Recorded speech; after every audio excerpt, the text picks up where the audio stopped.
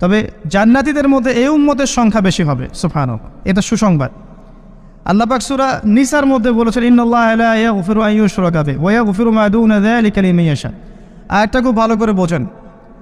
আল্লাহ পাক বলেছেন, নিশ্চয় আল্লাহ পাক শিরকের গুনাহ ছাড়া বাকি সমস্ত গুনাহ যাকে ইচ্ছা ক্ষমা করতে পারেন। আল্লাহ পাক শিরকের গুনাহ ছাড়া যে কোনো গুনাহ যাকে ইচ্ছা মাফ করতে পারেন। মেরাজের রাতেও আল্লাহ পাক ওয়াদা দিয়েছেন, তোমার উম্মতের মধ্যে কেউ যদি শিরক না করে মারা যায়, সে অন্য যে কোনো বড় অপরাধ করুক না কেন, আমি তা ক্ষমা করতে পারি। তারপরেও কেন 1999 জন মানুষ জাহান্নামে যাবে?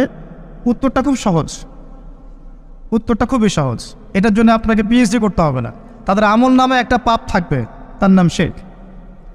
তার মানে এমন একটা সময়ে যদি আমরা বাস করি, ধরে নেন আমরা এমন একটা সময় যদি বাস করি যে সময়ের প্রতিটা ডিপার্টমেন্টে শিরক আছে, ওয়ার্ল্ড অ্যাফেয়ার্স হোক, পলিটিক্স হোক, ইকোনমিক্স হোক, এডুকেশন হোক, বা সোশ্যালিজম হোক, বা কালচার, প্রতিটা সেক্টরে যদি শিরক থাকে, আর আমরা যদি সেই সময়ে বাস করি, বুঝতে হবে আমরা ক্ষতির মধ্যে আছি।